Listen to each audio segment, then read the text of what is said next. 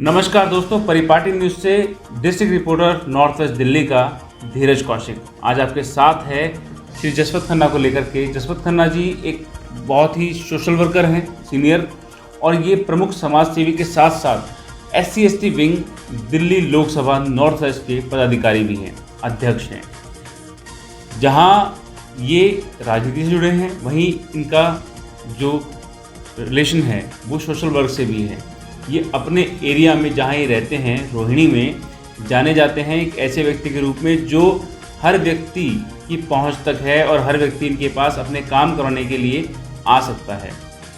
तो हम जसपत जी से आज बात करेंगे और जानेंगे एरिया के बारे में, और हम जानेंगे आज लोकसभा के बारे में कि क्या चल रहा है, उतार चढ़ाव क्या चल रहे हैं। जसपत जी, आपका स्वागत है परिपाटी न्यूज़ के अंदर। नमस्कार। जसपत जी, आप थोड़ा सा अवलोकन जो आप करते हैं, जहाँ हम जाते हैं, घूमते हैं।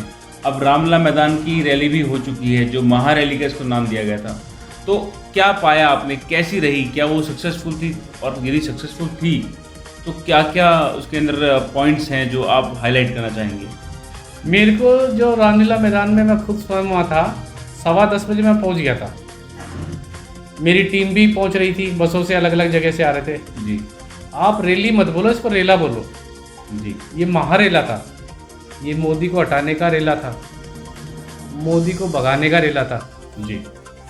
हर व्यक्ति इतना खुश था कि इतनी भारी संख्या में लोग आए, ढोल नगाड़ों के साथ आए, और उनको कोई लालच नहीं दिया गया कि भी आपको शराब देंगे या पैसा देंगे।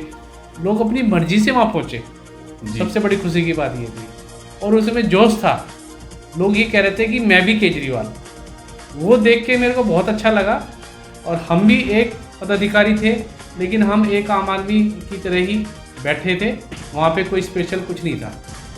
मुझे बहुत अच्छा लगा, इतनी भारी संख्या में पहुँचे लोग, और मोदी को जो मैसेज देना था वो हमने दिया। जसपत जी, जहाँ जनता ने देखा कि इंडिया गठबंधन एक साथ था, एक मैसेज तो उनके पास गया कि इंडिया गठबंधन एक साथ है, पर वहीं छीटाकशी जो चलती रहती है पहले पार्टियों में आपस में, जहाँ कहीं श्री केजरीवाल जी भी बोलते थे कि हम किसी का गठबंधन नहीं करेंगे, या राहुल गांधी, खड़गे जी, उनकी पार्टी के लोग, वो भी कभी कभी कीचड़ उछालते थे।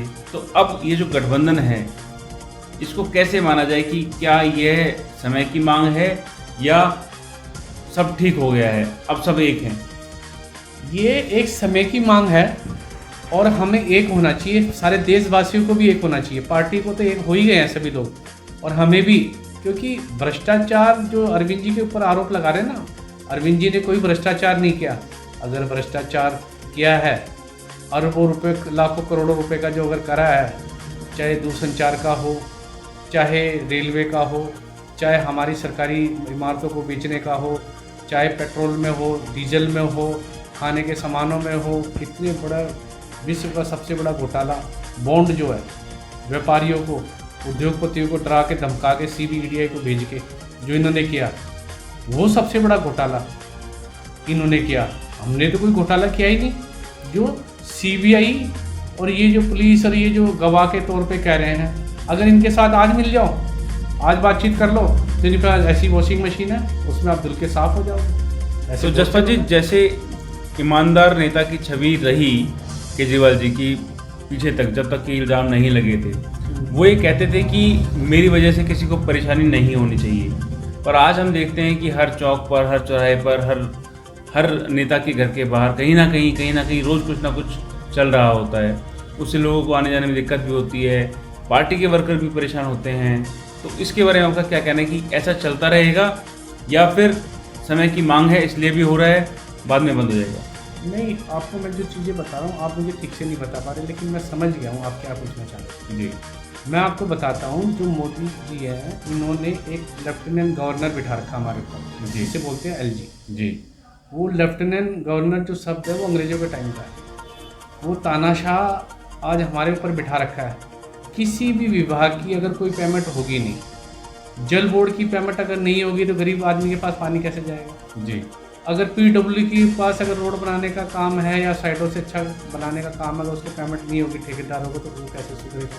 रोड कैसे बनेंगे? जनता परेशान रहेगी। शिक्षा का है जिसमें कॉन्ट्रैक्ट बेस पे या टेंडर वाले जो लोग हैं जिनको काम करने के लिए उनको पैसा चाहिए, उसकी पेमेंट नहीं होगी तो वो काम क्यों करेंगे। उसके अंदर छोटे छोटे लोग भी काम करते हैं, मजदूर काम करते हैं। जैसे स्कूल के अंदर कोई पानी पिलाने का कोई गार्ड है, कोई कुछ एजेंसियाँ हायर करके रखी जाती है, उनकी जब पेमेंट ही नहीं होगी, जब पेमेंट नहीं होगी तो कैसे चलेगा। अगर हमारे घर में अगर पैसा नहीं आएगा तो हम घर कैसे चलाएंगे। ऐसी पूरी दिल्ली सरकार हम कैसे चलाएंगे। ये एलजी ने इतना घातक तरीके से इस देश को, ये मोदी लोग और ये लोग मिलके इसको फेल करना चाहते हैं। जी, आपने बताया कि जो एलजी बैठे हुए हैं ऊपर, वो हुक्मरानों की बातें मान रहे हैं सिर्फ। जी, सिर्फ ऑर्डर पे ऑर्डर उनके पास आ रहा है और वो काम कर रहे हैं। तो दोस्तों, जसपत जी ने बताया हमें कि दो बातें यहाँ चल रही हैं। एक तो ये कि तानाशाह लीडर बैठा हुआ है जो अभी अपनी चला रहा है, और कहीं ना कहीं उसको डर है कि केजरीवाल उसकी पार्टी का, उसके पद का सफाया ना कर दे, क्योंकि वो एक कट्टर ईमानदार व्यक्ति है। जसपत जी का कहना है कि कोई घोटाला नहीं हुआ है, अपितु उन पर आरोप प्रत्यारोप किए गए हैं और वो जल्द बाहर आएंगे इन सब दावों से बाहर निकल कर, क्योंकि उन्होंने कोई ऐसा काम नहीं किया है। सही कहा मैंने? जी बिल्कुल, आपने ठीक कहा। जैसा हमने आपको शुरू में बताया था कि जसपत जी अपने क्षेत्र में भी बहुत ज़्यादा एक्टिव हैं। जसपत जी, आप जिस एरिया में रहते हैं, ये दिल्ली विधानसभा का बवाना क्षेत्र आता है और यहाँ पर भी आपकी काफ़ी अच्छी जान पहचान है, और हमने देखा है कि बहुत से लोग हैं जिनके काम करते हैं एज ए सोशल वर्कर भी। तो अभी आपके एरिया में कैसा चल रहा है? यहाँ पे डबल इंजन की सरकार चल रही है, पार्षद भी आपका है, विधायक भी आपका है, तो क्या है, मतलब आप जो ऑब्जर्वेशन करते हैं वो ऑब्जर्वेशन क्या है?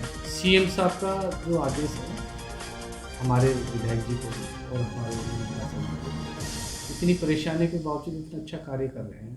पहले मैं देखता था कि बीजेपी के जो काउंसलर थे या विधायक थे जी, इतना काम नहीं हो पाया। हमारे पास 27 गाँव हैं जी, बहुत सारी अनऑथराइज कॉलोनियाँ, बहुत सारे सेक्टर लगते हैं। आप देखोगे कि अभी कंझावला रोड जो था उसमें कितनी परेशानियाँ थी, सीवर डाले गए, कितनी अनऑथराइज कॉलोनी में सीवर डाल दिए गए।